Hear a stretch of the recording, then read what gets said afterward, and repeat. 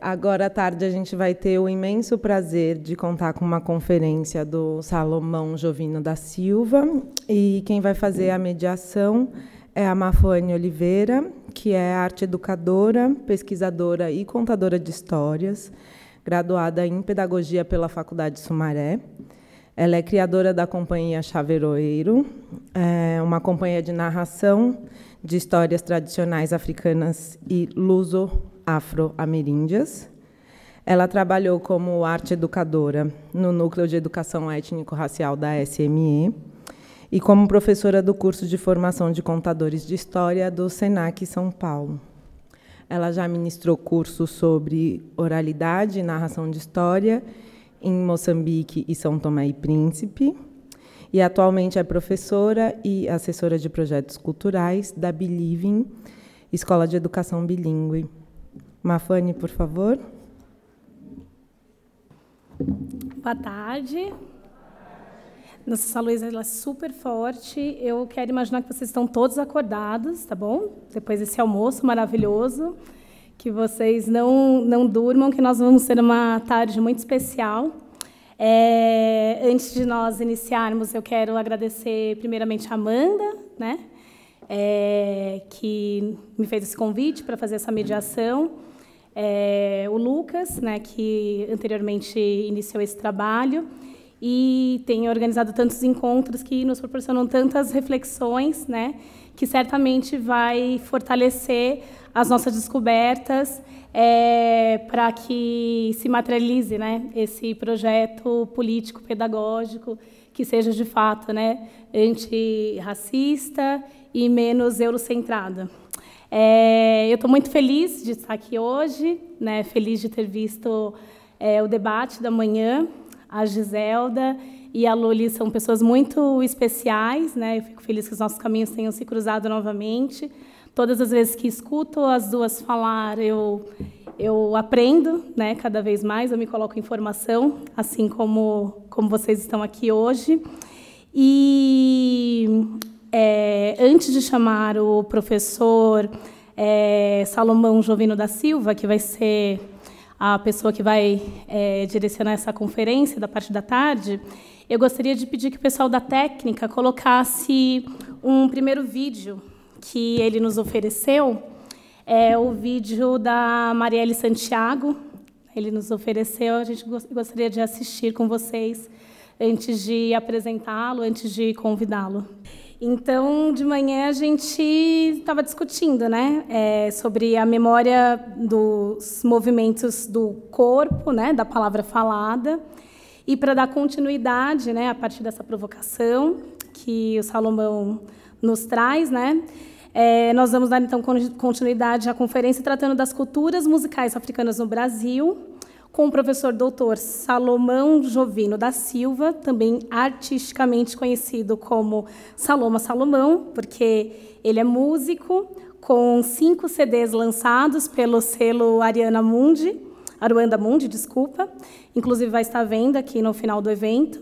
E também ele é autor de várias publicações, entre elas Memórias Sonoras da Noite, Musicalidades Africanas no Brasil, nas iconografias do século XIX. Ele possui graduação, mestrado, doutorado em História pela PUC São Paulo, é professor do Centro Universitário Fundação Santo André e foi consultor da Secretaria de Educação do município de São Paulo. Atualmente, ele pesquisa teatralidades e dramaturgias negras. Então, por favor, vamos recebê-lo aqui com uma salva de palmas e aproveitar muito essa oportunidade.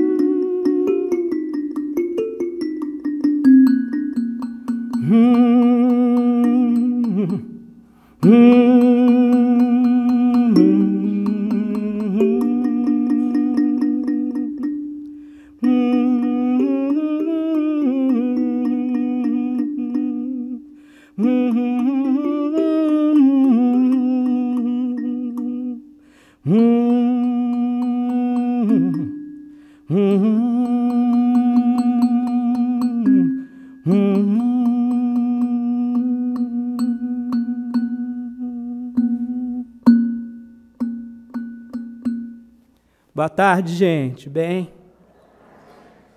Eu, atendendo ao convite do MASP, venho aqui nessa casa que eu frequentei pouco, mas venho com muito gosto e somo minha energia vital, a energia de todos aqueles que já puderam entrar nessa casa, a esses que agora recebem alguma atenção dessa instituição tão importante para a visão cultural da cidade, do país, talvez da América.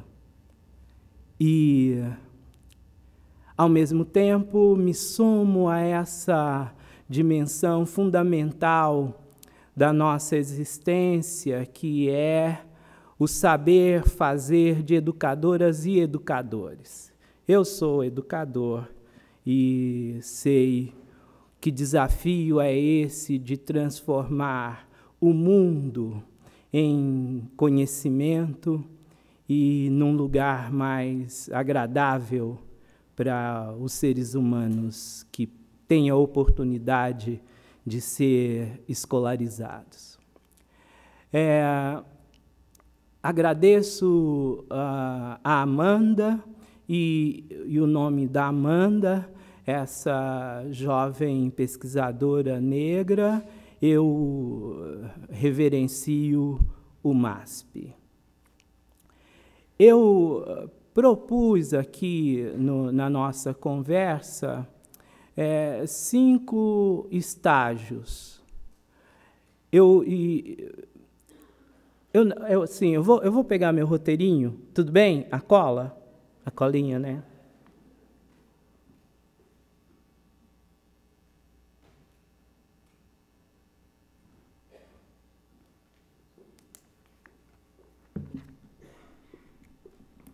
Eu trouxe essa unidade da revista Sampamundi, que a gente provavelmente vai lançar na casa concorrente, o Instituto Itaú Cultural, dia 15 de agosto. Chama-se Sampamundi, Quebrada Sul. Tá? E tem essa belíssima foto de uma artista visual negra chamada Sheila Signário. E é uma foto de um espetáculo chamado Zona Guibara. E é uma foto muito bonita, e tem outras fotos belíssimas da Sheila, uma mulher negra, obesa, fotografando outras mulheres negras, obesas, em cena. É um discurso visual que você não vai encontrar em outros meios de comunicação.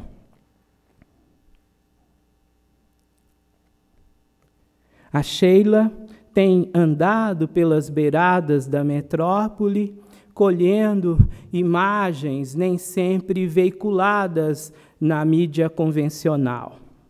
Além desse espetáculo do Zona Guibara, ela fotografa movimentos culturais na periferia e tem uma abordagem muito interessante sobre crianças de acampamentos urbanos. Tem uma foto dela que é impressionante. É um grupo de crianças, umas 3 crianças, em um terreno de destruição, de onde as casas daqueles que ocuparam antes aquele terreno haviam sido destruídas, mas as crianças estão brincando sobre os escombros. Fosse a Sheila Signário uma fotógrafa aristocrática, financiada por grandes empresas poluidoras e destruidoras do meio ambiente, e fosse uma esteta da miséria, como tem fotógrafos ricos, que são estetas da miséria, seria uma coisa. Na perspectiva que a Sheila mostra a nossa miséria urbana e as famílias que se deslocam constantemente e deixam para trás aquela terra ocupada, é uma denúncia. Ok. Ah, sim, lá eu passo. Ela veio tão quietinha, furtiva, para me ensinar como eu funciono aqui. E ela que é tão séria e tão discreta, né? Obrigado, Amanda. Já saquei.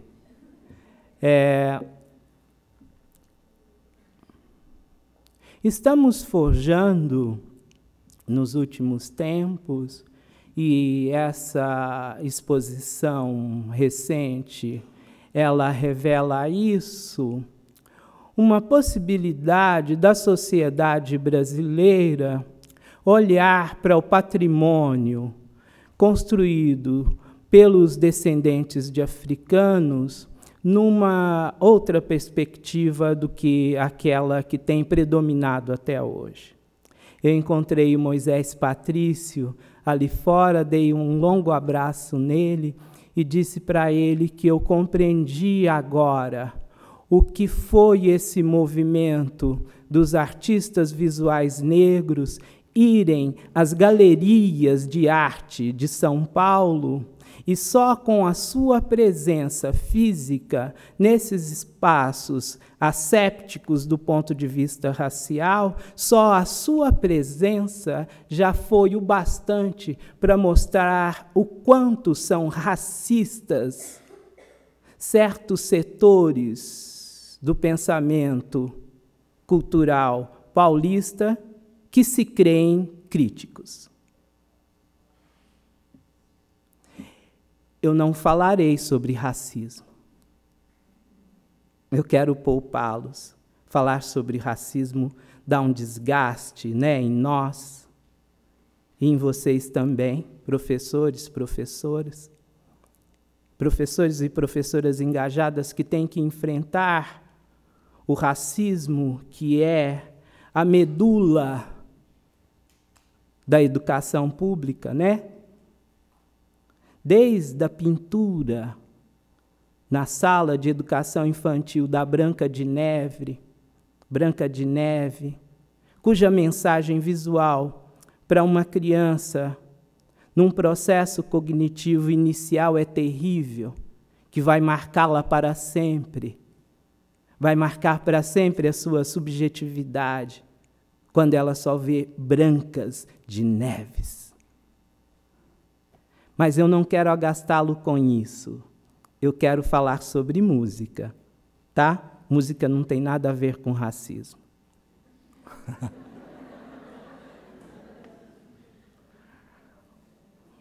Olha aí, é Ismael Ivo, né? A Luli já fez uma análise breve e muito sofisticada. Ela já falou, né, Ismael Ivo.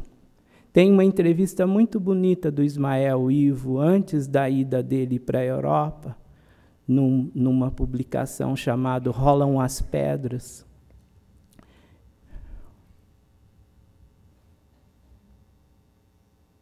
Você poderia soltar para a gente a primeira música?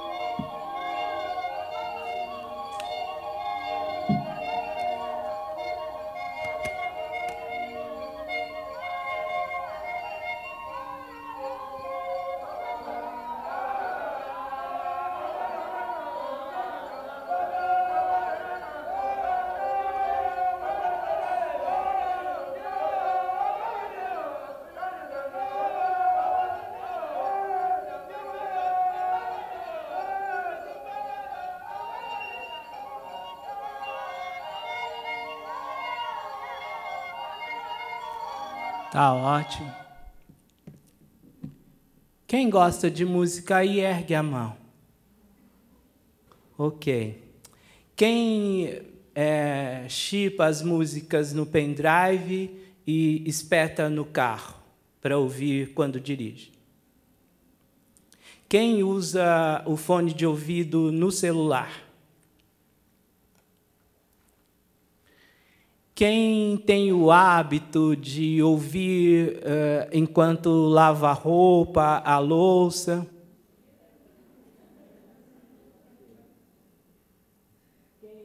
Quem põe música em tal volume que toda a vizinhança ouve?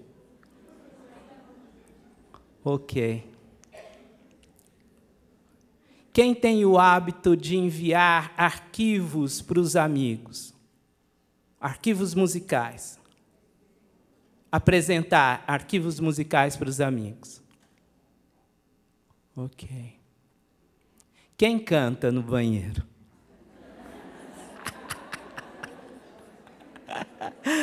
É esquisito, né, música, não é? Não dá para tocar música, pegar. Música é físico e é intocável, né? A gente precisa de aparelho eletrônico para comunicar música. E esse aparelho, vocês conhecem? Hipóteses?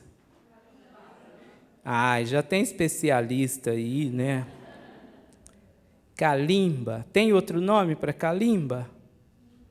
Imbira. Mas imbira é a fibra da bananeira. Hã? Imbira é a fibra da bananeira? Também é o nome do instrumento, imbira. Sanza. Sange. Deza.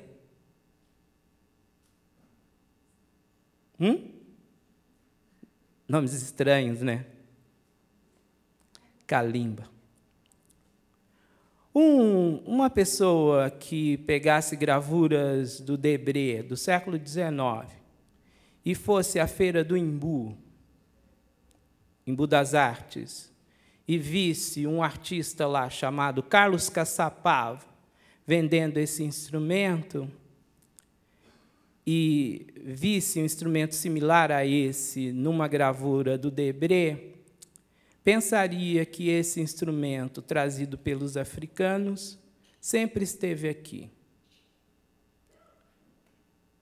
Com alguma razão. Esse foi o instrumento musical mais utilizado pelos descendentes de africanos e africanas no Brasil até por volta de 1870.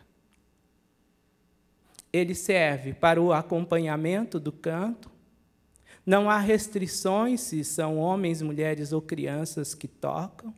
Homens, mulheres e crianças, hoje no continente africano, em diferentes países, tocam esse instrumento. Ele foi quase abandonado, mas, tanto lá quanto aqui, é um instrumento rico, porque permite acompanhar o canto, permite tocar enquanto se caminha.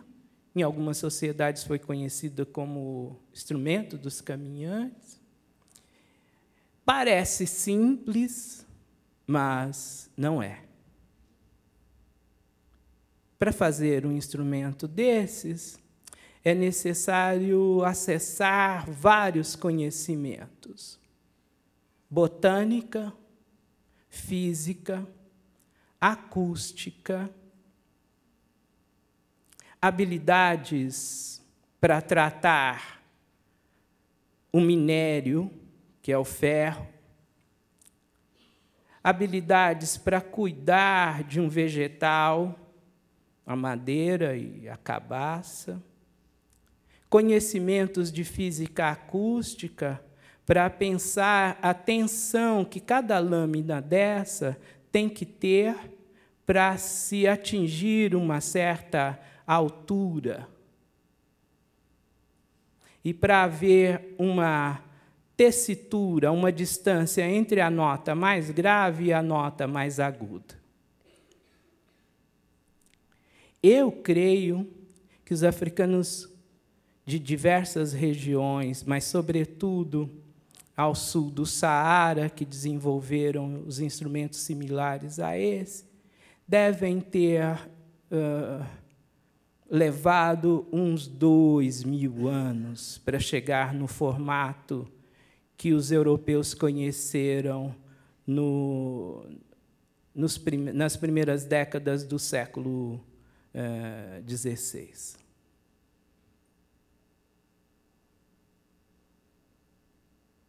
Complexo e simples. E que permite a um ser humano projetar sons que não seriam encontrados na natureza. A natureza não seria capaz de organizar notas musicais com essa exata distância entre uma nota e outra. Só os humanos fazem isso. Só os humanos retiraram sons da natureza e os organizaram para construir discursos, pensamentos sonoros. Os sons da natureza, dos animais, não são música. Os humanos fazem música porque pensam música. A música não nasce no instrumento. A música nasce no pensamento dos humanos. Pensar música é sair do nível da luta pela sobrevivência.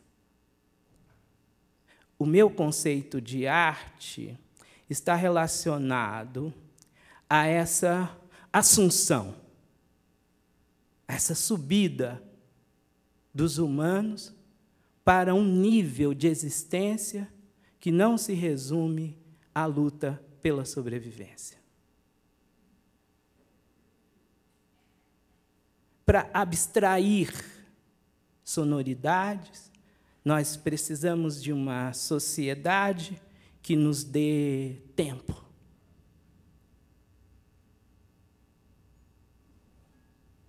Uma sociedade que atingiu um tal equilíbrio, uma tal estabilidade,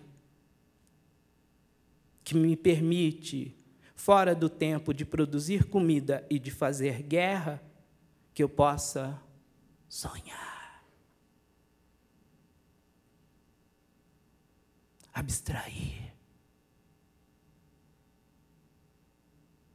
No instante em que se pode abstrair, eu vejo coisas que não existem, que não são palpáveis, tangíveis.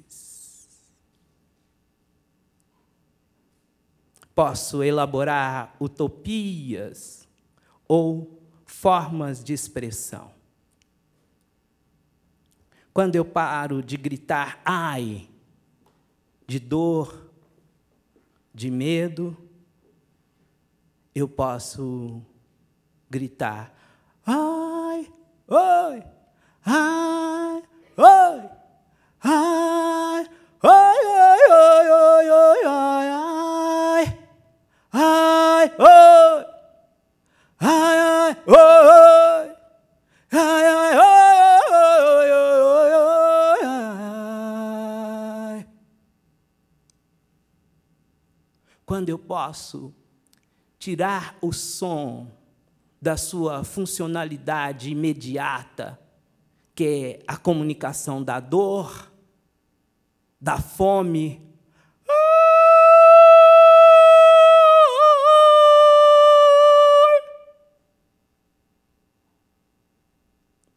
eu posso transformar o som em algo imprevisível. O som imprevisível e não funcional é música.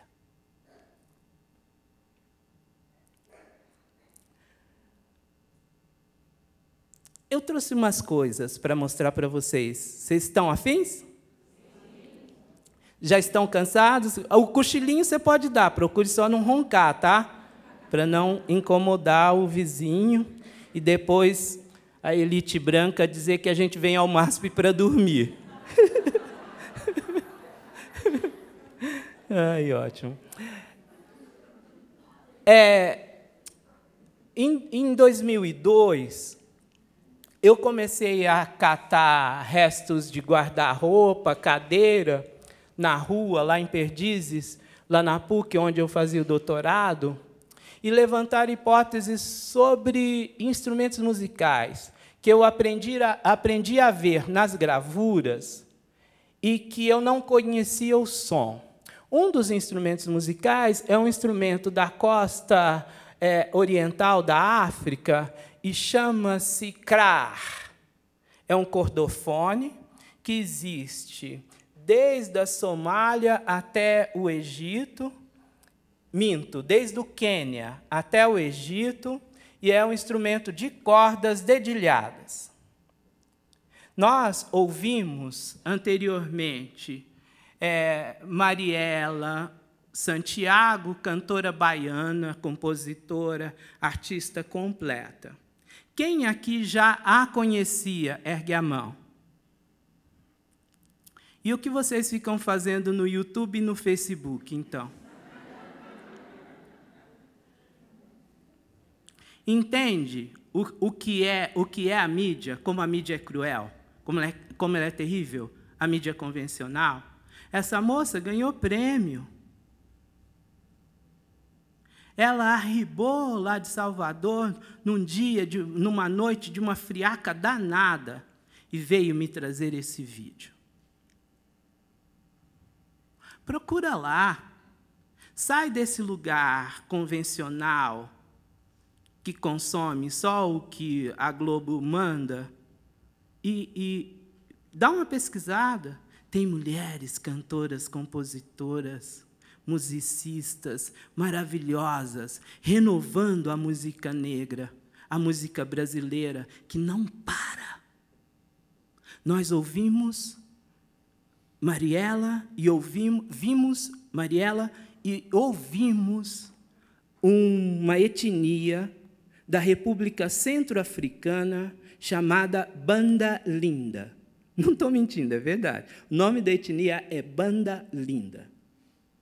E esse som que a gente ouviu é uma das formas musicais africanas mais tradicionais, onde é sabido não haver nenhuma influência europeia. Gente de meados do século XX fez um padrão de música que, se você ouvir e não tiver o conceito ocidental de música concreta e colocar essas duas sonoridades, você vai ver semelhança. Entretanto, os Banda Linda fazem essa forma musical há 250 anos. Polifonia africana. A escola que você frequentou de música vai dizer que a polifonia é uma invenção europeia da Renascença. Não acredite. Ou acredite e relativize. Você ouviu música polifônica de sopro, flautas, trompas de marfim, trompas de chifre e vozes tradicionais africanos. E agora está vendo essa imagem de um krar feito de restos de móveis despejados nas caçambas em Perdizes. E as mãos desse músico, esse músico é o Rogério Silva Carlos. Ele tocou comigo nesse CD gravado em 2002, que está disponível na rede como Memórias Sonoras da Noite, que é também o nome de um texto publicado pela revista da PUC em 2004 e é o nome da minha tese de doutorado.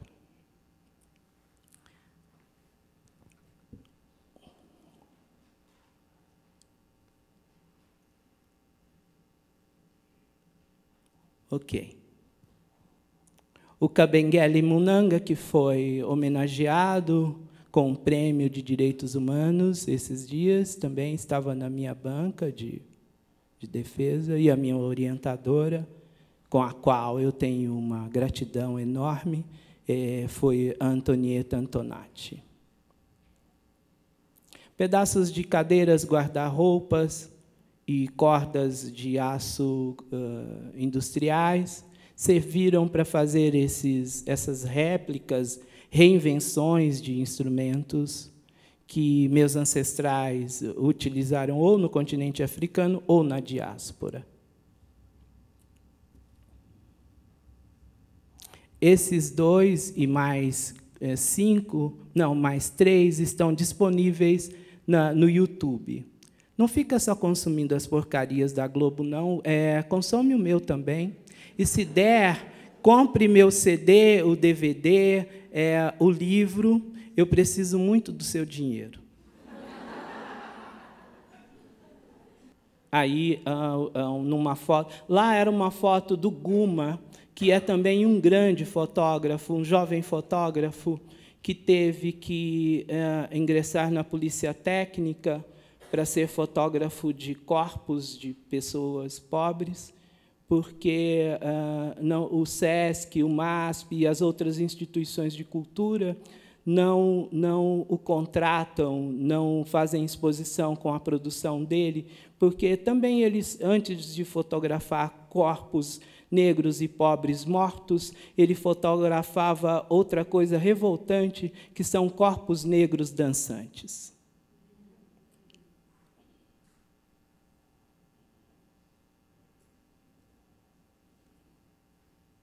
A gente produz muita raiva nessa sociedade quando a gente dança.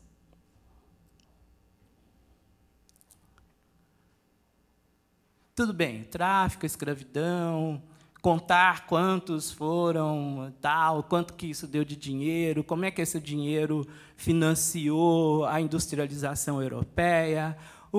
Até o Marx, que era um eurocentrista, mais do que um eurocentrista, ele era um germanista doentio, até ele reconheceu que o tráfico negreiro é que enriqueceu os banqueiros de Manchester, de Londres, e que o capitalismo veio ao mundo com as mãos sujas de lama e sangue.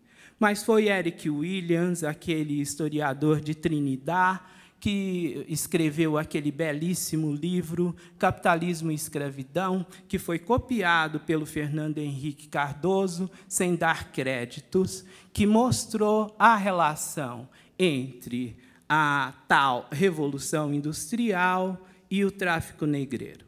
Eric Williams. Eu e a Luli, a gente fica pensando, será que é exibicionismo, elitismo, falar das nossas referências bibliográficas, dos nossos filósofos negros, nossos historiadores e historiadoras negras? Será que é elitismo falar sobre nossas referências? Ou dizer abertamente para essa sociedade racista que a intelectualidade negra, desde o final do século XVIII na diáspora, tem oferecido alternativas de interpretação da realidade?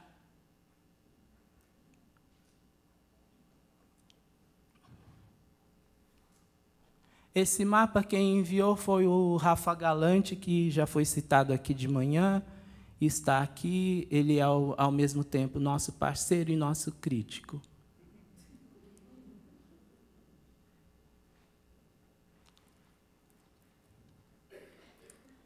E quanto mais ele entra nessa coisa de cultura negra, mais ele se torna um dissidente.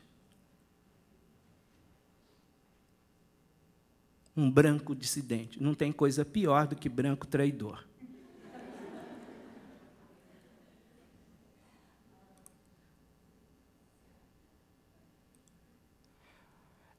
Eu estou agora pensando, junto com outro teórico de origem jamaicana na Inglaterra, chamado Paul Gilroy, que o único jeito, de fato, que dá para a gente lidar com esse patrimônio do Atlântico é transformá-lo ou pensá-lo como metáfora. Porque, efetivamente, milhões de pessoas foram atiradas no Atlântico. Então, ele é um necrotério, um aquatério. Mas o Brasil ficou com 1/4 de todas as pessoas que foram traficadas. Mas não vou falar de tráfico, não vou falar de racismo, eu quero falar de imagens. De imagens que os europeus produziram sobre nós e que hoje podem ser interpeladas para nos ajudar a compreender determinados elementos, alguns desaparecidos, do que havia até então sido elaborado pelas civilizações africanas. Civilizações africanas concebidas como sociedades estatais, reinos, impérios, cidades, distribuídas em todo o continente.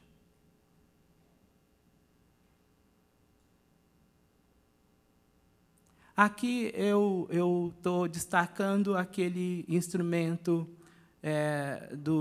da terceira figura da esquerda para a direita, que é um cordofone, um instrumento em arco, que ele é tocado com um outro pequeno arco de fricção. É um arco bucal, e a boca serve como caixa de ressonância. Essa é uma gravura do 17. Essa é uma gravura, uma fotografia de um músico tocando o seu instrumento de cordas. O músico do Mali, um país chamado Mali. Uma parte desse país coincide com o território de uma civilização africana, urbana, que tinha uma estrutura imperial.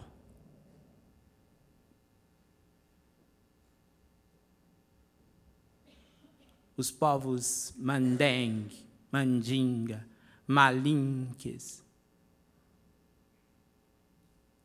Eles têm vários instrumentos de cordas. Por que os instrumentos de cordas? Porque o estereótipo racista criou uma hierarquia musical que os instrumentos de cordas, de acordo com essa visão cultural unilateral, eles seriam complexos. E os tambores seriam primitivos. Para justificar a dominação, foi necessário rebaixar a condição dos africanos de uma maneira geral. Essa explicação sobre a harmonia ser complexa e os tambores serem simples advém de uma percepção etnocêntrica e evolucionista do desenvolvimento da música, tendo como referência a música europeia. Mas foi apenas durante o Iluminismo que essa noção evolutiva foi criada e projetada para o passado. Essa concepção não estava desenvolvida na Europa até por volta do século XVIII. Então, aquela explicação básica, infantil, mas que funciona como ideologia, quando pensar filosofia, qual é a fonte da filosofia?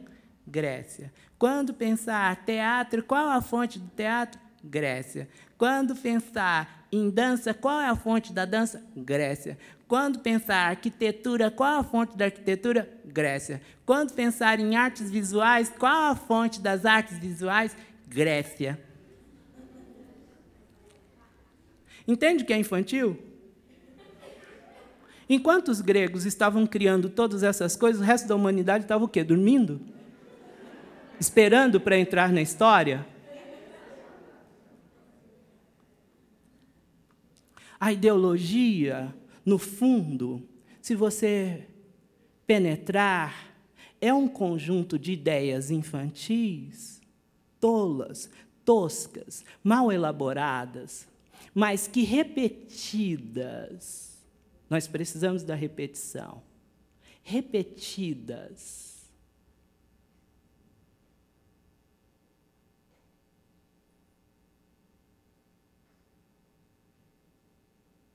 tem uma hora que o real se apresenta para você de uma maneira, mas o que você vê é a tela. A ideologia é a tela.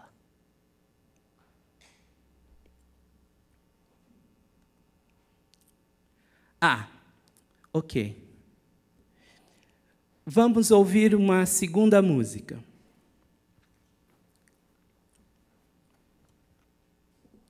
Você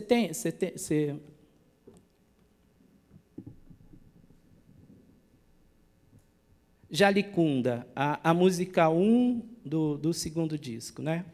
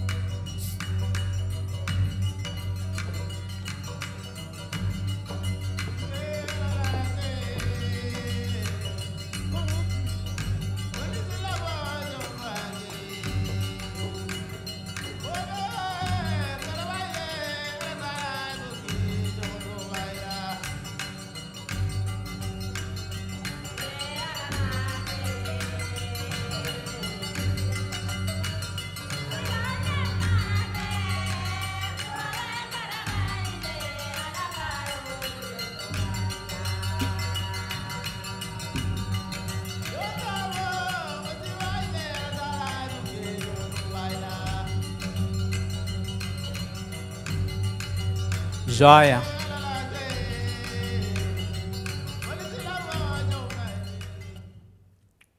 Dá para identificar aí alguns timbres, assim, alguns sons, instrumentos? Pode falar, sem vergonha, aqui é para a gente errar mesmo. Especialista sou eu. Se você acertar demais, eu te calo imediatamente. Senão eu perco o meu posto. Cordas. Cordas friccionadas ou dedilhadas? Dedilhadas, né? Dá para sentir quando é dedilhado e quando é friccionado, né? Né? Quando seu sobrinho está aprendendo violino, lembra? E a sua irmã fala, ele está aprendendo violino, e te põe lá no quarto trancada com ele. E você precisa ser didática, lembra? Então, fricção é aquilo, aquele som. Sei. No continente africano tem vários friccionados, vários de fricção.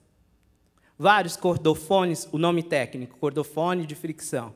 Vários cordofones dedilhados, vários cordofones percutidos. A família do berimbau, que nós herdamos, é dos percutidos. E tem várias. na paisagem, que vai da África do Sul, passa pela Namíbia, vai até o Egito e volta cordofones, cordofones, cordofones, cordofones, cordofones, cordofones. Tambores muito, mas não venha com seu preconceito dizer que tambor é pensamento musical primitivo, como aquele professor da UFBA, né? Falou que os baianos, o máximo que os baianos conseguem é tocar birimbau. Cara, o cara é o chefe de departamento da Faculdade de Medicina. Bom, mas a Faculdade de Medicina é onde deu aula a Nina Rodrigues, né? Né? Ok. Cordofones, cordofones, cordofones. Cordofones africanos entraram aqui. E, ao chegar aqui, eles trouxeram pensamento musical. Pensamento musical é uma racionalização de como produzir sons de forma intencional. A cachoeira faz barulho, o carro faz barulho, mas trazer o pensamento para o objeto é que produz música, mesmo quando um objeto eletrônico. Bom, os japoneses são meio pirados, estão com aquele negócio lá de uns bichos eletrônicos que fazem música. Ok, dentro de uma racionalidade cartesiana, mede a distância entre uma nota e outra, nananã, põe tudo dentro do computador e o computador recombina e tudo bem. Eu acho que é assim, é tipo o futuro. O futuro é isso. Sacou? Por enquanto, continuem ouvindo música no fone de ouvido, põe no pendrive, põe no carro, ensina seu sobrinho, tá? A música do sapo, do pato, sim, da cuca, do saci, tá bom? Precisamos de um pouco de humanidade, de calor, de bafo, sabe? Bafo do humano, bafo no cangote, o bafo agradável, aquele que você gosta. Uma pintura numa câmara funerária que tem pelo menos 4.000 anos. Não foram alienígenas, não foram deuses astronautas que desceram no Egito para fazer essas pinturas.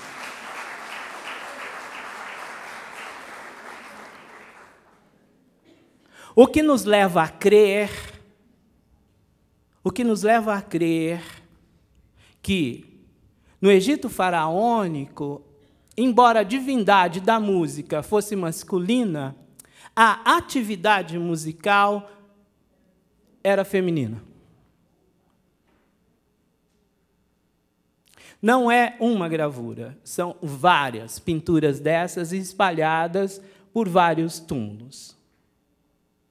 E o que é mais incrível, não querendo ser um intérprete vulgar das artes visuais, mas está vendo esse vestido?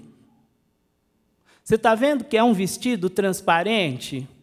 Esse vestido também é um dos vestidos colocados na deusa do Alto Egito, um vestido transparente, o que nos leva a entender que esse tecido transparente era bastante utilizado. E as trancinhas? O que vocês acham? Será que os africanos fazem trancinhas há milênios ou não? Ah, sim, né?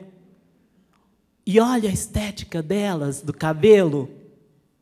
Os caras estão descobrindo que nosso cabelo tem inúmeras possibilidades agora, a indústria de cosméticos. E nos entuchando de creme, né? Gente, cordas dedilhadas, cordas dedilhadas, cordas dedilhadas. Um tom de marrom, outro tom de marrom. Pode ser que essa fosse núbia. Os egípcios registravam os núbios como sendo 2 cargas de tinta. Tá? Retinta. 2 cargas de tinta retinta. Não é nem da minha cor, nem da cor da Mafu, né, Mafu? A gente é tretinto, né?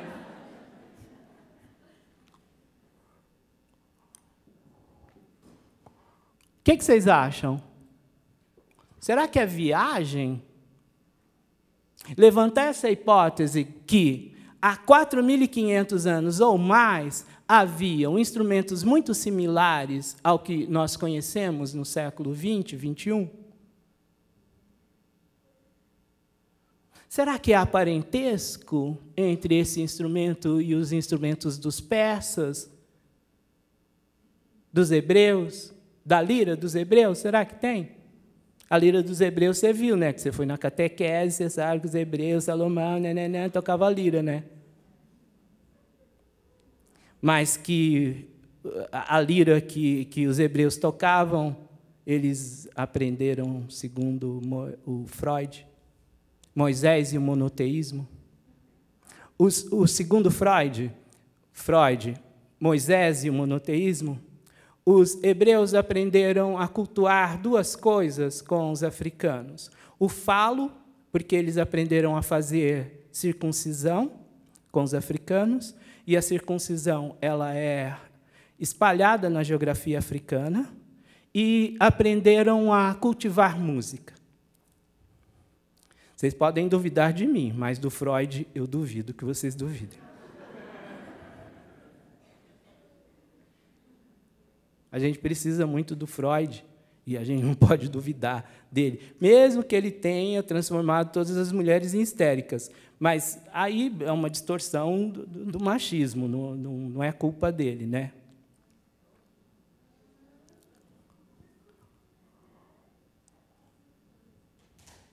O que vocês acham? Legal essa imagem? Ela já apareceu alguma vez no seu campo de cultura visual? Já? Não? Já? Incorpora, então. Ah, essa está tocando castanhola ou está fazendo esse som que a gente já conhece?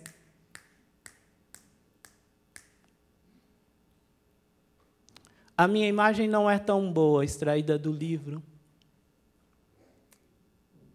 Aqui parece um monocórdio, mas é uma caixa de ressonância, isso aparentemente é couro. Aqui é madeira e cordas.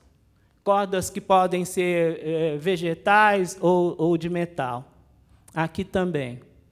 Mas o formato já retangular, quer dizer, indica uma operação muito sofisticada, que não é apenas extrair a madeira e moldá-la como um monobloco, que também tem bastante monoblocos de madeira, cujo formato é trabalhado numa única peça com um tampo.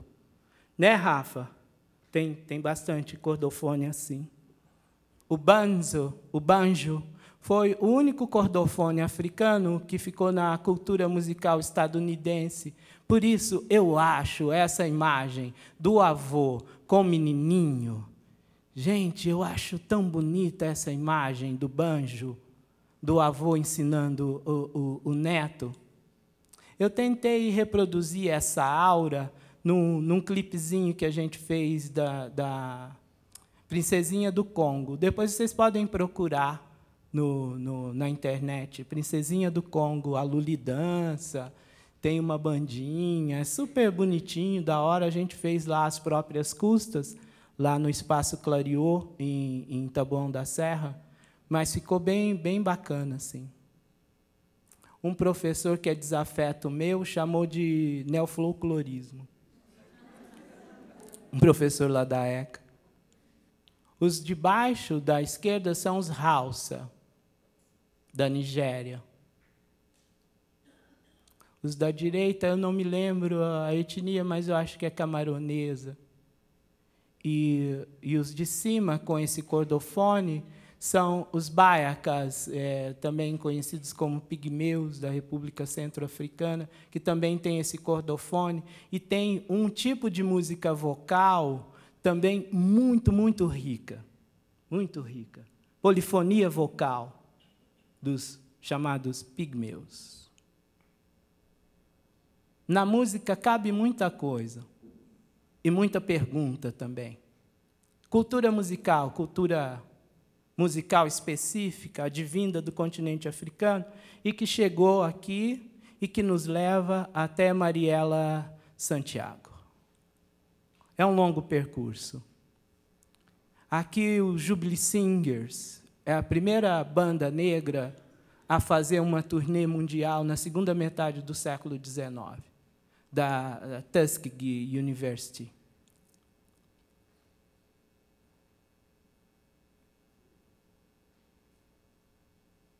Está meio zoado esse slide, mas é isso aí.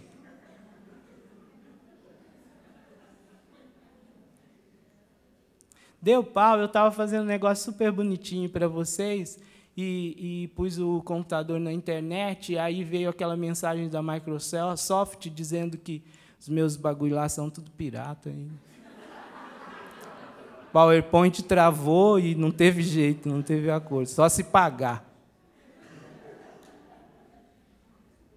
Ali, o LF da CUFA, sabe a CUFA? Central Única das Favelas. A CUFA tem uma unidade no Bronx. O LF trabalha lá na CUFA. O LF era de um grupo de rap de São Paulo chamado Defensores do Movimento Negro. E do lado é o Pivete, do Pavilhão 9. A primeira fita demo do Pavilhão 9 fui eu e o Ângelo Flores, que gravamos lá na Casa de Cultura de Interlagos, em 1990. E ele, naquela circunstância, era apenas um moleque preto sonhador, que achava que o rap seria a estética musical do século XXI. E eu ria dele. Eu sou muito idiota. E, do lado de cá, quando os 8 Batutas foram para Paris, eles não conheciam banjo. Foi lá em Paris que eles conheceram músicos negros estadunidenses e viram banjo. Eles trouxeram um exemplar do banjo e aqui eles construíram as primeiras réplicas de banjo e deram origem aos banjos que temos hoje no Brasil.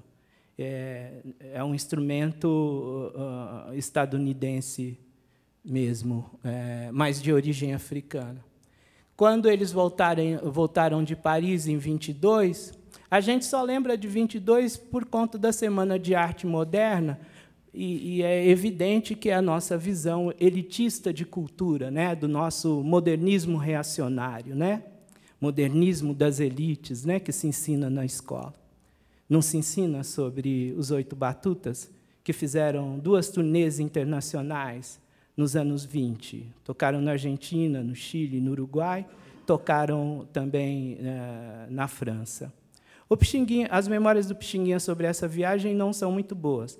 Ele achou que era muito industrial, ele só tinha um tempo para descansar e comer e pegar no batente, às vezes tocar 8 horas por noite, no tal do Sherazade.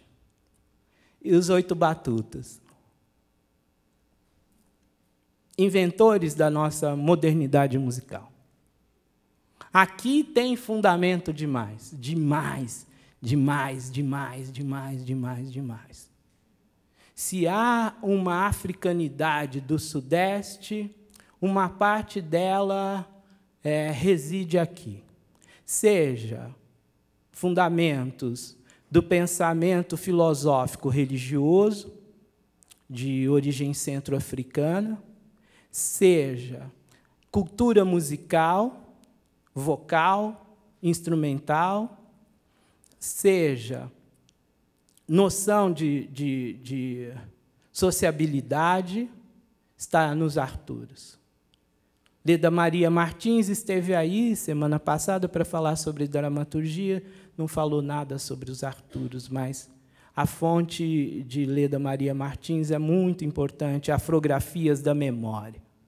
Se não está no seu repertório, incorpora.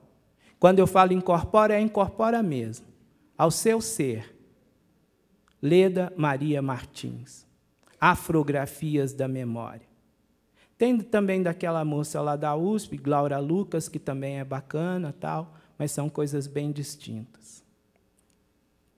Aí, É o lugar que eu cheguei quando eu já tinha terminado a pesquisa do doutorado, que é o instrumento cordofone africano, centro-africano, por excelência, nas mãos de um velho músico, na porta de um comércio, provavelmente no Rio de Janeiro, por volta de 1860 e tal.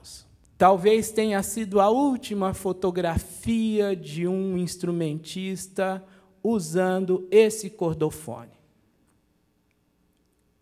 O cara, que é um industrial, que publicou essa fotografia, um ex-presidente da Fiesp, ele identifica como objeto não reconhecido, mas é um cordofone, instrumento de cordas africanos.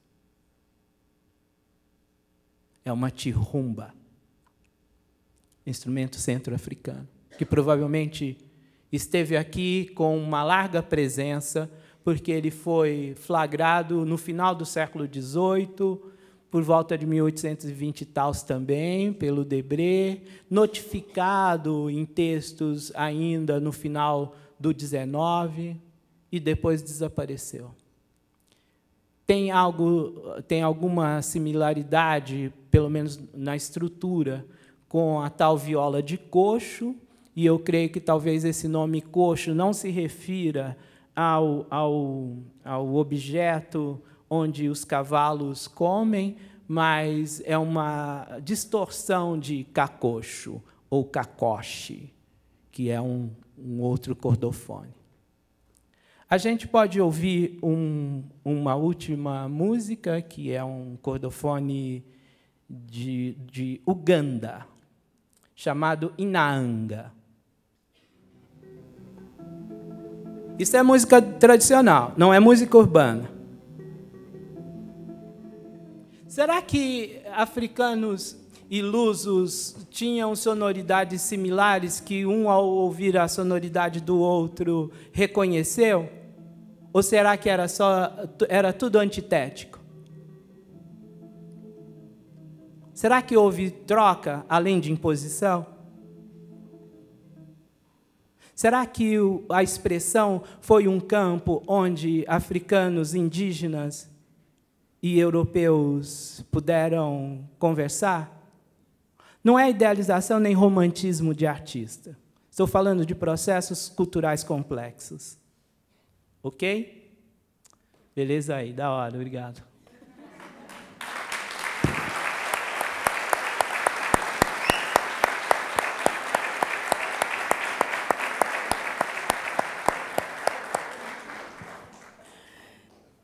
Agradeço mais uma vez pela generosidade. Onde o senhor vai? Vou pegar minha água. Ah, tá bom.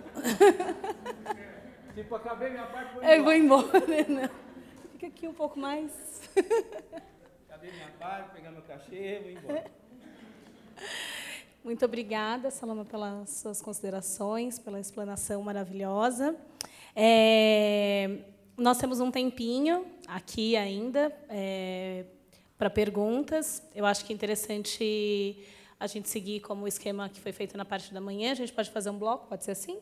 De 3 perguntas, e aí você vai amarrando, a gente vai comentando. Temos aqui.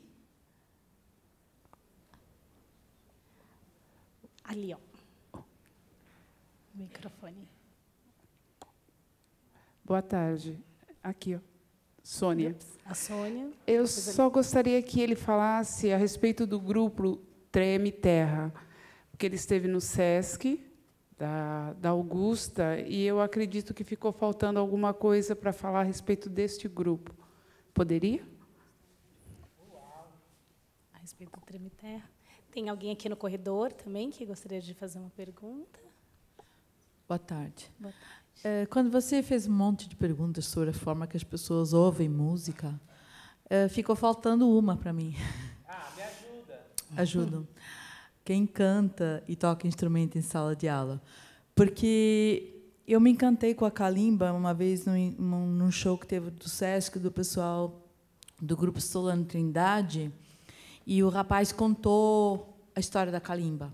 E eu achei incrível. Se você puder contar, eu gostaria de ouvir de novo, porque eu achei maravilhoso. E eu acho que eu conto para os meus alunos, mas falta pedaço.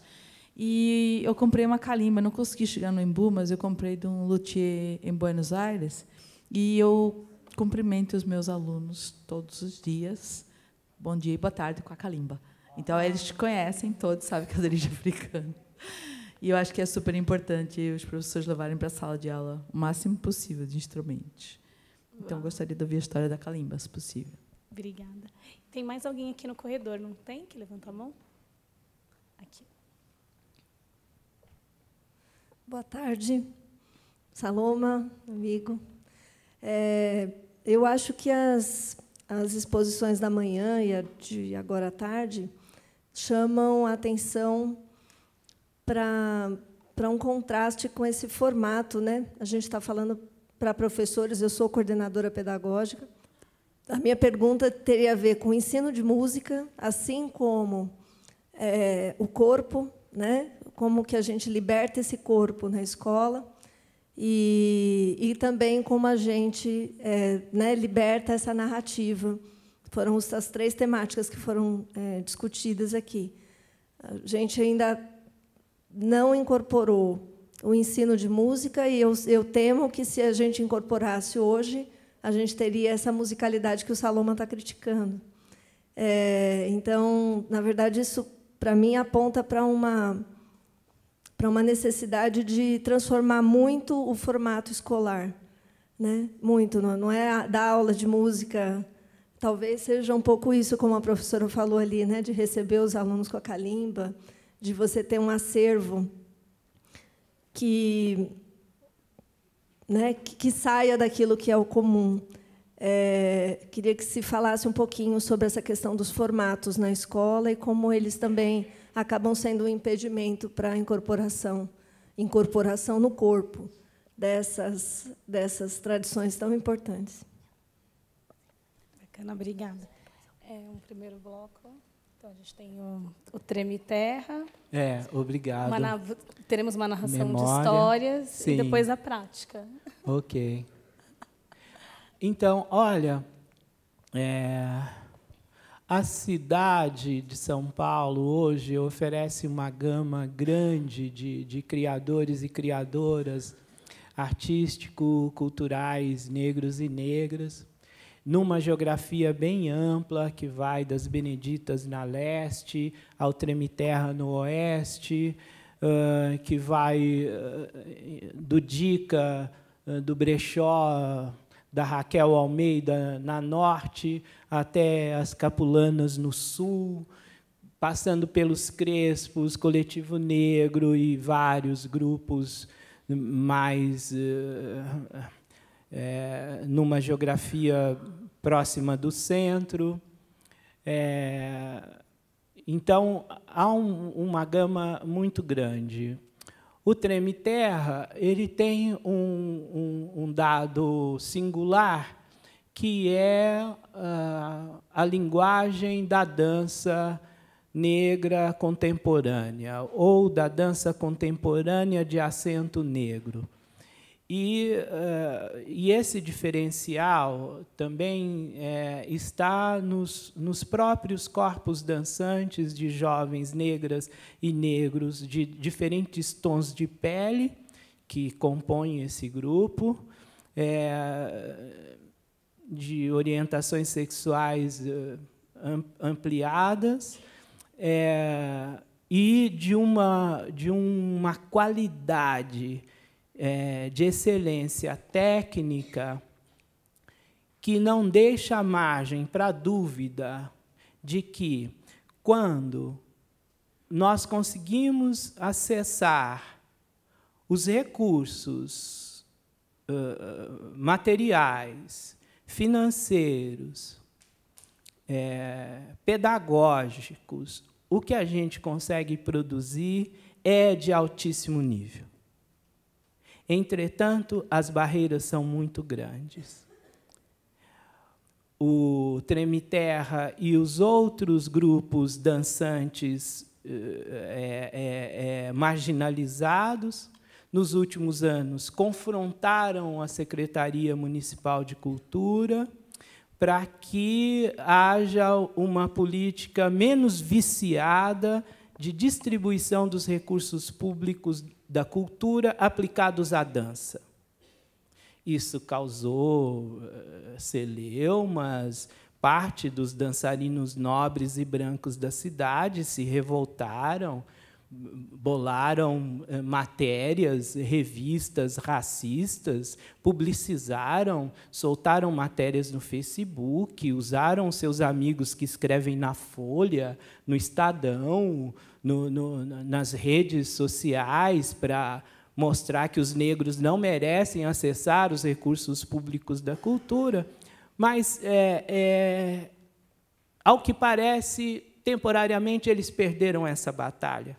E o recurso chegou, e os jovens estão lá, na beira da Raposo Tavares, profissionalizados, ensaiando 6 horas por dia, de segunda a sábado, e o que eles estão mostrando é de deixar a gente em estado de choque.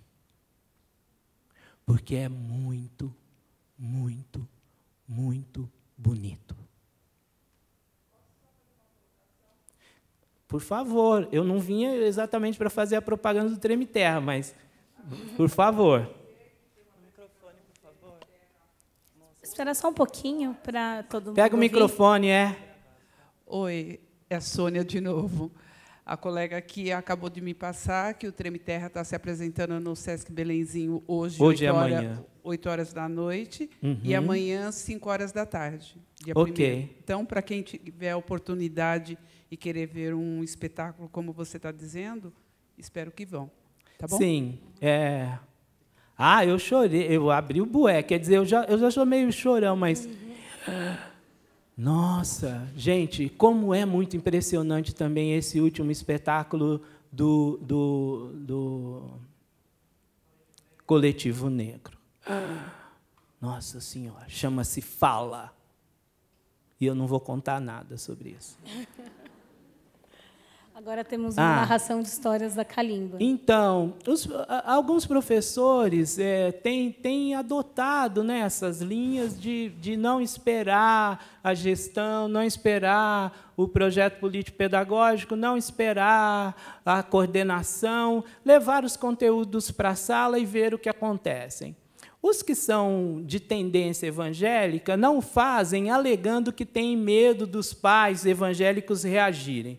Mas, quando os professores evocam isso, é porque eles, na verdade, também já têm tendência evangélica, acreditam que só existe um Deus, esse Deus é Javé, toda a verdade está nos 2 livros sagrados, e tudo que se refere a negro é a mesma coisa do capeta, e é por isso que eles não levam.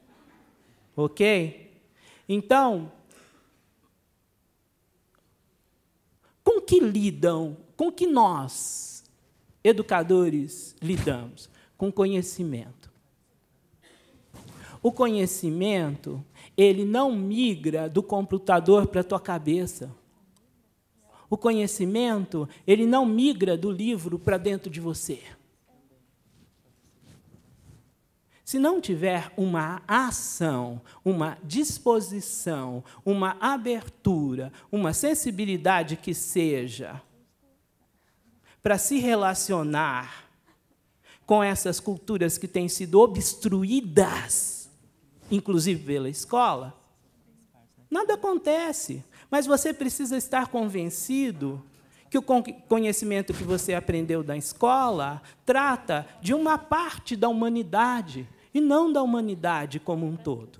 Promete ser humanista, mas não é.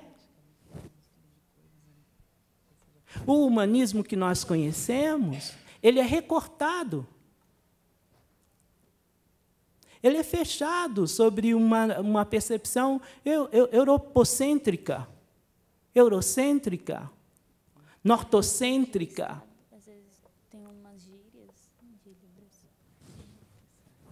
Então, o que nós vimos com a publicação da Lei 10.639? nós vimos que a escola é um corpo vivo. E quando uma legislação preconizou que conteúdos alienígenas iam chegar, o corpo reagiu, produziu febre, produziu tensão, febre, para expurgar esse agente estranho. O agente estranho são aqueles seres que construíram essa nação, que fizeram esse prédio. Quantos negros estão enterrados nesse concreto da Lina Bobardi? Quantos negros entram nessa casa cotidianamente para ver exposição? Quantos negros e negras compõem o catálogo do MASP sem que seja na estampa naif? Ingênuo. Naif. Ingênuo. As culturas visuais africanas são milenares. Será com quem que os gregos aprenderam essa forma de retratar? Com os latinos? Eu digo, não, aprenderam na África. Como é que eles incorporaram Tebas como o território da dramaturgia, se Tebas não era na Grécia? Tebas era na África. Mas fala isso para o seu professor do primeiro ano de graduação em História da Arte. Ele se arrepia, ela se arrepia, se revolta. O que é isso? Isso é uma invasão de negros à universidade. Meu Deus! Essa gente está chegando aonde? Até ontem, enfim, ficavam no nosso quarto de empregada e os tínhamos com pessoas da família.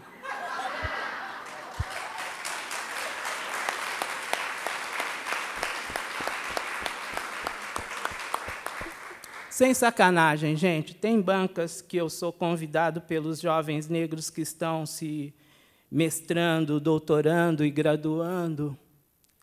Mano, o bagulho é forte demais. O fato dos orientadores não terem repertório para lidar com a juventude negra. É danado. É feio, as professoras ficam assustadas. Acham que é golpe de Estado, que é insurreição, que é quilombagem, que é... Mano, vai estudar.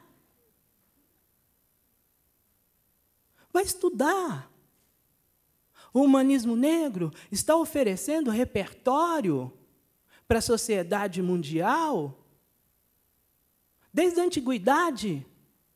Esses dias saiu uma reportagem sobre um filósofo etíope do século XIII, cujo enunciado é, em tudo, similar a Immanuel Kant, 4 séculos antes.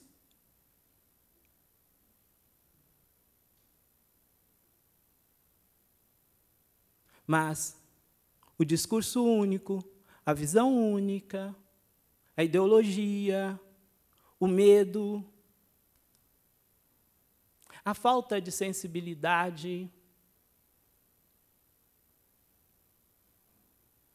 E estamos aqui, 60 mil mortos por ano.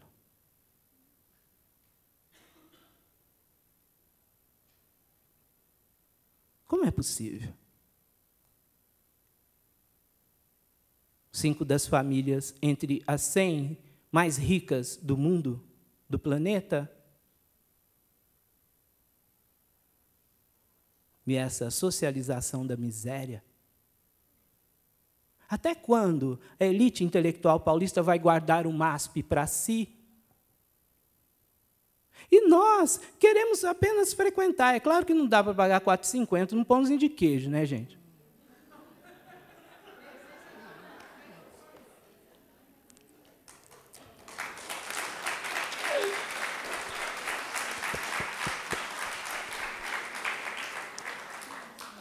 Não porque a gente não tem dinheiro, mas é porque é um assinte. São as histórias das... Silvia. Das entrelinhas. A Silvia, Não, sim, é da Kalimba. Você. Não, é isso, professora, é isso mesmo. Leva, mostra para os colegas, se eles não quiserem, continua levando. A lei determinou que ensinasse música, mas está cheio de gente esperta que recebe dinheiro através da renúncia fiscal, querendo introduzir todo mundo aos fundamentos racionais da música. Fundamentos racionais da música é o estudo do Max Weber. Max Weber, ele ao escrever os fundamentos racionais da música, praticamente ele definiu as linhas gerais da sociologia da música. Max Weber. Os fundamentos racionais da música, mas quer colocar todos os menininhos pretos tocando violino. Cara, isso é de uma violência simbólica, de uma violência cultural terrível. Não reconhecer que os descendentes de africanos são portadores de culturas musicais. Nem todo mundo precisa tocar tambor, nem todo mundo precisa tocar violino, nem todo mundo precisa tocar violão clássico, nem todo mundo precisa tocar violão popular. Acessar o pensamento musical nos ajuda a expandir a nossa complexidade. A lei vai acabar favorecendo as igrejas evangélicas que têm muito repertório de música evangélica erudita para levar para a escola. Os evangélicos têm lobby e eles estão com os vereadores, eles estão nas câmaras federais, eles estão em todos os lugares. Pode ser que eles sejam favorecidos, mas a gente tem que disputar isso. Temos que disputar isso, Silvia. É um pouco isso. E a outra questão é em relação ao ensino, né, da música, mas ela gostaria de saber também se você sabia a história da Kalimba. Da Kalimba, Você diz, professora, de como faz o instrumento ou uma história específica de como ela foi criada, né? É o caçapava, né? Se a fonte são os Trindade, a possibilidade é que quem levou essa narrativa foi o construtor desse mesmo instrumento, que é o caçapava, que é meu parceiro de pesquisa e de trabalho. A fonte que ele tem, e que eu também tenho, é uma tal de Nicole Giandotti, que escreveu um livro nos anos 80 para o MEC, sobre música.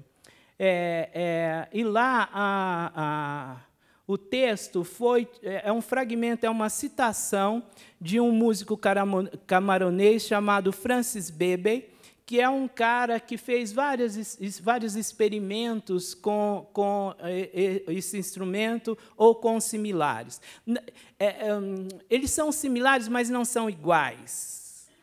Então, o Francis Bebey atribui ao povo Lemba, que são aqueles judeus lá da África do Sul, que eles dizem que são judeus, e eles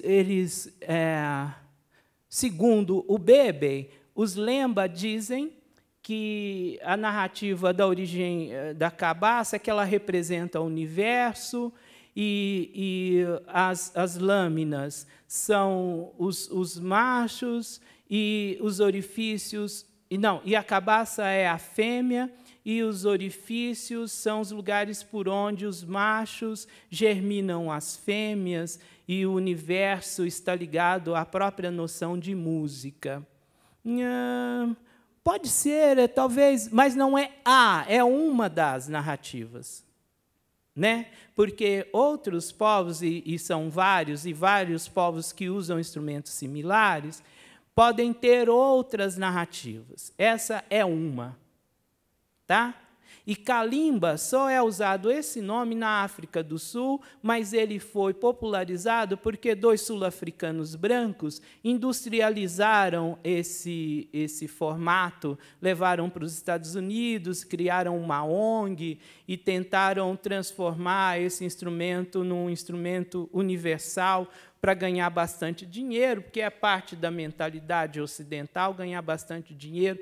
Inclusive, a gente gosta de ganhar dinheiro também, mas não tem sido muito fácil. Tá bom? Não, né? O Neymar não sabe que é negro, mas ele é negro. Por exemplo, o Neymar gosta de ganhar dinheiro? Ele usa suas habilidades para ganhar dinheiro? Né?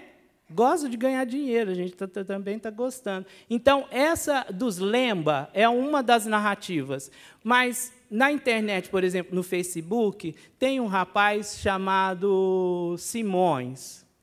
O primeiro nome dele qual é? Fábio Simões, que é casado com uma moça também que é musicista, que era pianista e agora é tocadora de lamilofones. O nome técnico é lamilofones porque o som sai das lâminas. Esses dois, o Fábio Simões e a moça...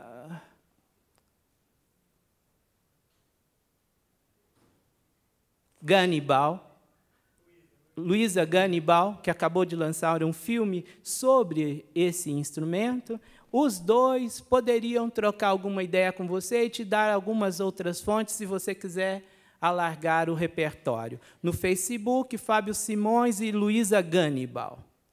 E surpreendente a Luísa Ganibal, porque é uma moça negra russa. Talvez, professora, também, como o Saloma disse, né, essa que ele falou é uma das narrativas. A gente precisa lembrar que quando a gente, às vezes, óbvio que bem intencionada, a gente quer falar, esse conto é tradicional, enfim, de Angola, né?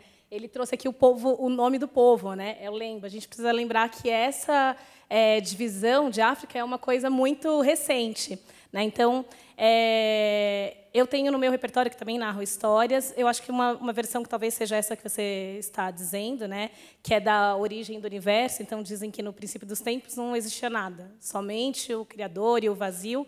E o que acontece é que, cada vez que ele toca, quando ele tocou essa tecla aqui, surgiram os mares e todos os bichos que habitam as águas, né?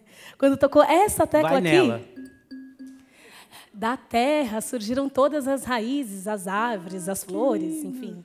Quando tocou essa daqui, de repente, não mais que de repente, surgiram todos os bichos que voam, o céu, as estrelas, enfim. Esse daí, aí falar, essa história é tradicional do Camarões, né? Mas nos Camarões tem vários povos, né? Então não tem exatamente o nome da etnia, mas é uma tradição, enfim, camaronesa, e eles vão, inclusive, misturando os nomes, né? Então, eu conheço como Bimbira, como Kalimba. O Saloma, durante a fala dele, trouxe vários outros nomes, né? Sanji. Então, essa versão está no livro Música Africana na Sala de Aula, para quem se interessar. Então, tem todos os instrumentos, e para cada instrumento tem uma narrativa em relação à criação do universo, enfim, alguma questão também ali existencial. Tá vendo?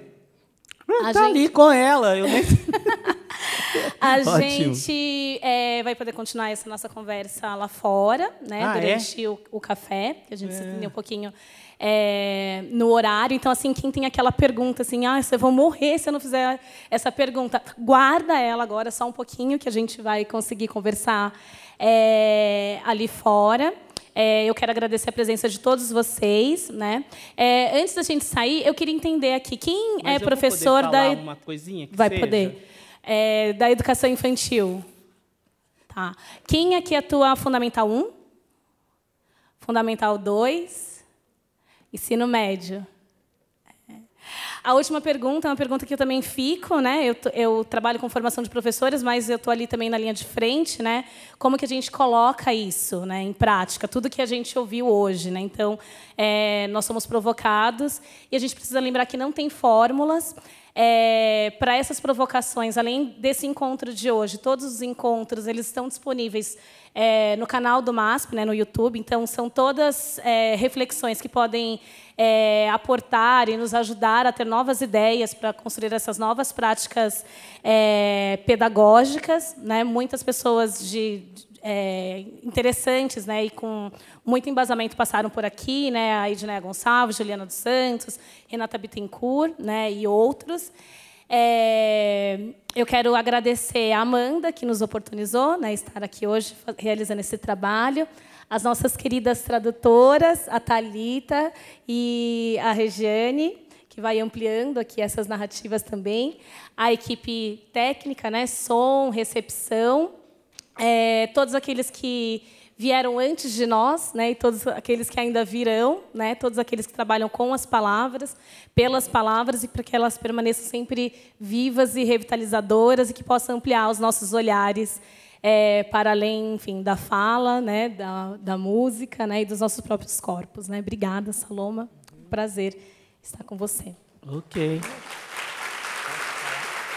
Gente, muito obrigado. Obrigada. Uma salva de palmas para vocês.